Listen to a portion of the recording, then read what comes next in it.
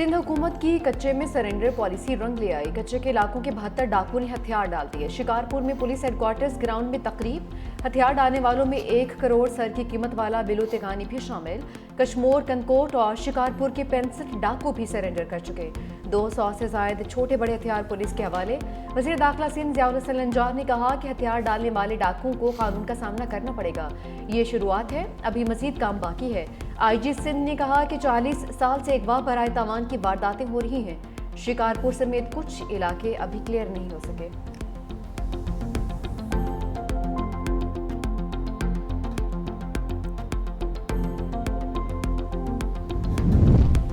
पंजाब में रियासत के खिलाफ बंदूक उठाने वालों के गिर्द घेरा तंग। वज़ीर आला पंजाब मरियम नवाज की ज़ेर सदारत इजलास में अमन व अमान पर अहम फैसले।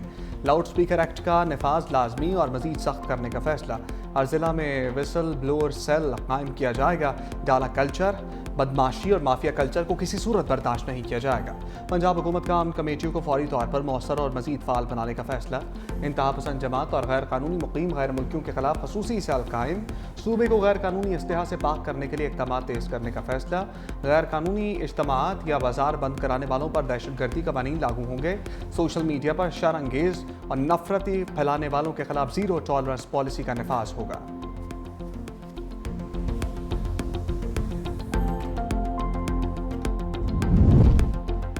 पाक अफगान सरहद तोरखम पर 11वीं रोज भी सन्नाटा। राहदारी तिजारत मौतल, सरगर्मियां मुकम्मल तौर पर बंद। ट्रकों पर लोड अशिया खुरनोश खराब होने लगी। सरहद बंद होने से 5000 पाकिस्तानी वापसी के मुंतज़िर। तोरखम में तिजारती गुजरगाह बंद होने से ट्रांजिट ट्रेड की हज़ारों गाड़ियां फंस गईं। पाकिस्तान का आला सतह तकनीकी वक्त काबुल पहुंच गया। वक्त काबुल में पाकिस्तानी सफारत खाने में विज़ा निज़ाम में इस्लाहात और तकनीकी अमूर का जायजा लेगा। उधर गैर कानूनी शनाख्ती कार्ड रखने वाले अफगान शहरियों के खिलाफ कार्रवाई का फैसला। नादरा और कानून नाफिज करने वाले इदारों ने पॉलिसी बना ली।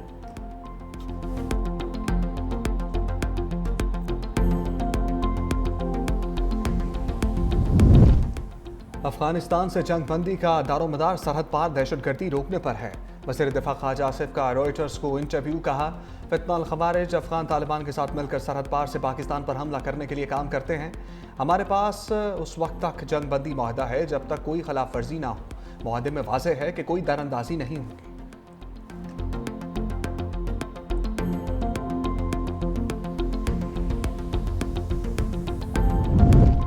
हुकूमत की बड़ी बैठक। वज़ीर आज़म शहबाज शरीफ ने वफाकी काबीना का इजलास आज तलब कर लिया। इक़्तिसादी और सियासी सूरत-ए-हाल पर गौर होगा। वज़ीर दिफा अफगानिस्तान के साथ होने वाले मुआहदे पर ब्रीफिंग देंगे। ECC काबीना कमेटी कानून साजी के फैसलों की तौसीक की जाएगी।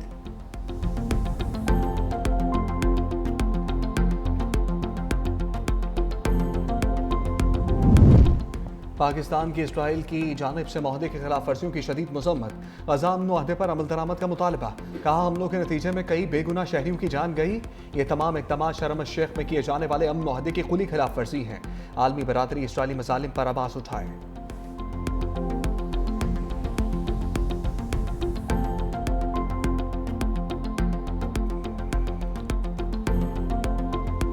मोदी से कह दिया, पाकिस्तान से जंग ना करे। जंग खत्म करवाने के माहिर। ट्रंप की जंगी जुनूनी भारतीय वज़ीर आज़म को वार्निंग। अमरीकी सदर का ओवल ऑफिस में दिवाली तकरीब में इंकशाफ। कहा, भारतीय वज़ीर आज़म से टेलीफोन पर बातचीत हुई है। तिजारत समेत मुख्तलिफ अमूर पर तबादला ख्याल हुआ। मैं तिजारत के जरिए तनाज़ात हल करने पर यकीन रखता हूँ। इसी पॉलिसी के तहत मोदी को कहा, पाकिस्तान से जंग नहीं होनी चाहिए।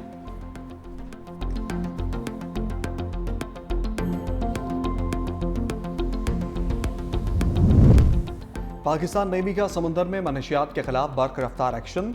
बहरा अरब में 97 करोड़ 20 लाख डॉलर की मनशियात कब्जे में ले ली। ISPR के मुताबिक PNS यरमूक ने सऊदी क़यादत में कायम कंबाइंड टास्क फोर्स के तहत कामयाब इंसदाद मनशियात ऑपरेशन किया।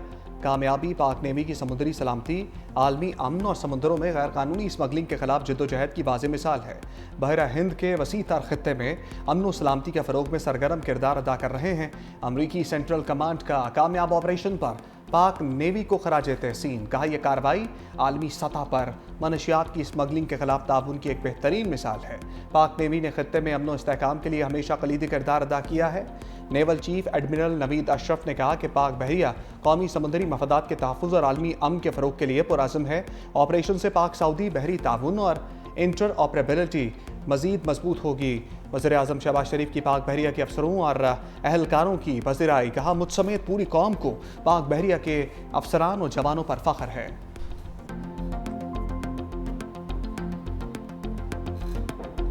अमन दुश्मनों के लिए जमीन तंग, सिक्योरिटी फोर्सेस की दलबदीन और बाजोड़ में फितनाल हिंदुस्तान के खिलाफ कार्रवाइयां, 7 ख्वारजी हालात, कई जख्मी। सिक्योरिटी जराये के मुताबिक दालबदीन में ऑपरेशन के दौरान 6 ख्वारिश मारे गए। दहशतगर्द गार में पनाह लिए हुए थे। फ़ज़ाई निगरानी के जरिए मुसलसल नजर रखी गई। मौसम वक्त मिलते ही ठिकानों की इंतहाई दुरुस्ती से निशाना बनाया गया। बाजोड़ में शाही तंगे जंगल में खारजियों के ठिकानों और सुरंगों का खात्मा। सिक्योरिटी फोर्सेज और ख्वारिश में शदीद फायरिंग का तबादला, 1 ख्वारजी हलाक, कई जख्मी। मुतादिद फरार हो गए। ख्वारिश के ज़ेर इस्तेमाल असलहा, बारूदी मवाद और मुवासलाती आलात कब्जे में ले लिए गए।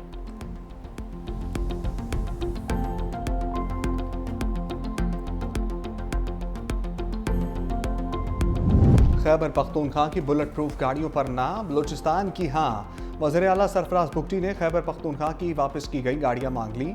सोशल मीडिया पर लिखा, खैबर पख्तूनख्वा गाड़ियाँ लेने से इनकारी है तो बलूचिस्तान को दे दें। दहशतगर्दी के खिलाफ मौसर कार्रवाइयों के लिए हिफाजती साजो सामान की अशद ज़रूरत है। वफाकी वज़ीर दाखिला मोहसिन नकवी का सरफराज भुगटी के मुतालबे पर फौरी एक्शन, बुलेट प्रूफ गाड़ियाँ फौरी बलूचिस्तान भिजवाने का हुक्म दे दिया। एक्स पर लिखा, खैबर पख्तूनख्वा के इनकार के बाद बुलेट प्रूफ गाड़ियाँ बलूचिस्तान भिजवाने का फैसला किया।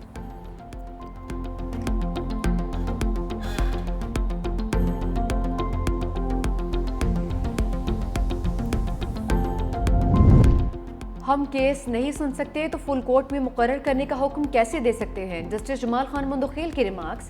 सुप्रीम कोर्ट के आईनी बेंच में 26वीं तरमीम के खिलाफ दरख्वास्तों की समाअत। जस्टिस मोहम्मद अली मसन ने कहा, सब वकला फुल कोर्ट मांग रहे हैं मगर तरीक़ाकार कोई नहीं बता रहा। अफरासियाब खटक की वकील ख्वाजा अहमद हुसैन ने मौक़िफ़ अपनाया, अभी तक तो वफाक ने फुल कोर्ट का हुक्म देने पर एतराज़ नहीं उठाया। अदालत हुक्म के लिए रास्ता क्यों मांग रही है? जस्टिस मोहम्मद अली मसन ने इस्तफसार किया कि अगर 16 जजेस आते हैं तो क्या वो रेगुलर बेंच बन जाएगा? वकील अहमद हुसैन ने कहा कि कल अगर किसी और तरमीम से आपके इख्तियारात छीन लिए गए तो क्या आप ये मामला नहीं देखेंगे? जस्टिस शाहिद बिलाल हसन ने रिमार्क्स किए, हम कान और आंखें बंद करके किसी को रिलीफ नहीं दे सकते। मजीद समाअत आज होगी।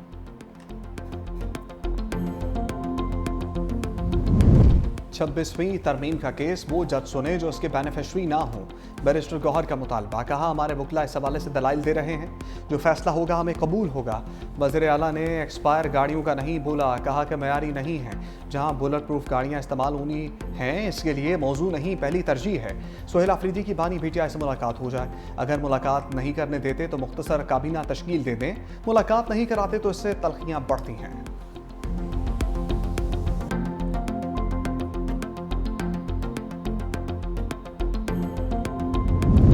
बानी PTI से मुलाकात न करवाने पर अदालत लगेगी। साबिक वज़ीर आज़म से मुतालिक तमाम केसेस समाअत के लिए मुकर्रर। इस्लामाबाद हाई कोर्ट का लार्जर बेंच आज समाअत करेगा।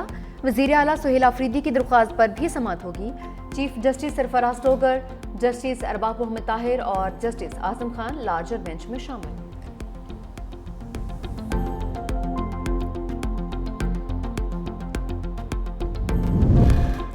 बिलावल भुट्टो जरदारी से मुख्तलिफ सियासी रहनुमाओं की मुलाकात। साबिक वज़ीर आला सिंध कायम अली शाह रुकन कौमी असम्बली नफीसा शाह ने बिलावल हाउस में मुलाकात की।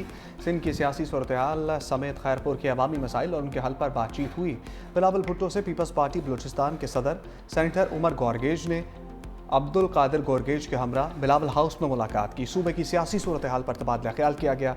अब्दुल कादिर पटेल और मेयर कराची मुर्तज़ा बहाब भी बिलावल भुट्टो से मिले।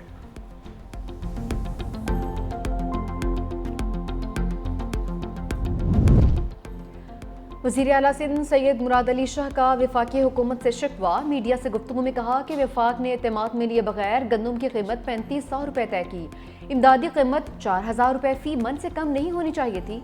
वफाक से सूबाई हुकूमतों को गंदम की खरीदारी की इजाज़त बड़ी कामयाबी है। गंदम की नकलो हरकत पर पाबंदी नहीं लगाई जा सकती।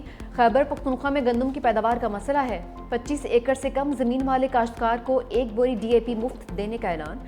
कहा, सिंध में किसानों को 55 अरब रुपए का इजाफी सब्सिडी पैकेज देंगे।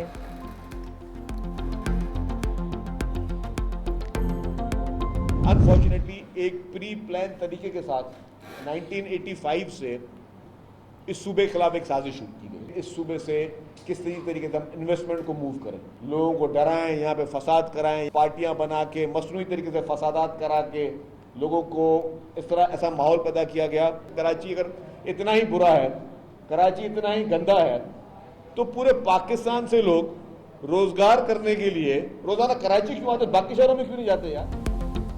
सीनियर वजीर शर्जील मेमन ने सिंध के खिलाफ साजिश बेनकाब कर दी। कहा सूबे से सरमायाकारी और सनतों को निकालने की साजिश की गई, मसनूई तरीके से पार्टी फसादात कराए गए। कराची इतना ही बुरा है तो पूरे पाकिस्तान से लोग रोजगार के लिए क्यों आते हैं? वफाकी हुकूमत ने पीपल्स पार्टी की अपील पर गंदम की इमदादी कीमत मुकर्रर की। कुछ लोगों को बेनज़ीर इनकम सपोर्ट प्रोग्राम अच्छा नहीं लगता।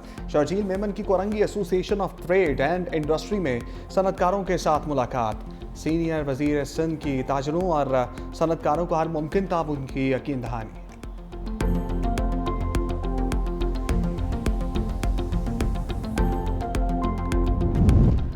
हुकूमत ने शुगर माफिया के आगे फिर घुटने टेक दिए। शुगर मिल्स को जल्द क्रशिंग पर पाबंद करने के फैसले पर यू टर्न। विफाकी वजीर राना तनवीर हुसैन की कायमा कमेटी ग़िज़ाई तहफ़्फ़ुज़ को ब्रीफिंग। कहा कि शुगर मिल्स पर क्रशिंग शुरू करने पर दबाव नहीं डालेंगे। जिस मिल को जब मुनासिब लगेगा वो क्रशिंग शुरू कर सकती है।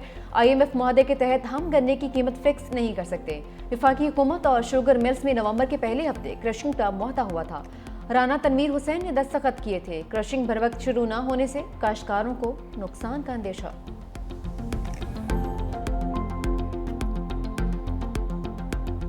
आमरीत और जबर के खिलाफ मुज़ाहमत की अलामत। साबिक़ खातून अव्वल बेगम नुसरत भुट्टो की 4वीं बरसी। नुसरत भुट्टो 23 मार्च 1929 को ईरान के शहर अस्फहान में पैदा हुई। साबिक़ वज़ीर आज़म ज़ुल्फ़िकार अली भुट्टो से 1951 में रिश्ता इज़दवाज में मुंसलिक हुई। ज़ुल्फ़िकार अली भुट्टो की हुकूमत ख़त्म होने पर क़ैद-ओ-बंद की सोबतें बर्दाश्त की। ज़ुल्फ़िकार अली भुट्टो के बाद पीपल्स पार्टी को मुनज़्ज़म किया। कई बार रुकने कौमी असम्बली मुंतखब हुई। बेनज़ीर भुट्टो के दौरे हुकूमत में नुसरत भुट्टो सीनियर वफाकी वज़ीर भी रही।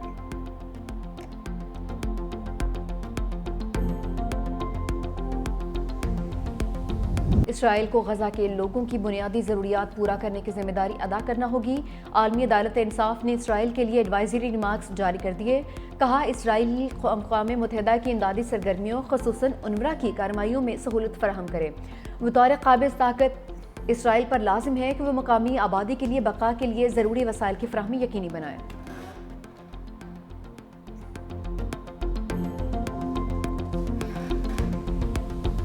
रावलपिंडी टेस्ट कौमी टीम के हाथ से निकलने लगा। पाकिस्तान की दूसरी इनिंग्स में बैटिंग लाइन लड़खड़ा गई। 94 पर 4 खिलाड़ी आउट। कप्तान शान मसूद, इमाम उल हक और अब्दुल्ला शफीक डबल फिगर में भी दाखिल नहीं हो सके। साउद शकील भी 11 रन बनाकर पवेलियन लौट गए। जनूबी अफ्रीका ने पहली इनिंग्स में 404 रन बनाए। आखिरी विकेट पर 98 रन की शिराकत। रबादा 71 रन पर आउट हुए। मैथ्यू सैमी 89 रन बनाकर नाकाबिल शिकस्त रहे। टेस्ट डेब्यू करने वाले आसिफ की 6 विकेट टेस्ट का 92 साल रिकॉर्ड तोड़ दिया। 38 साल की उम्र में 5 या ज़ायद विकेट लेने वाले बॉलर बन गए।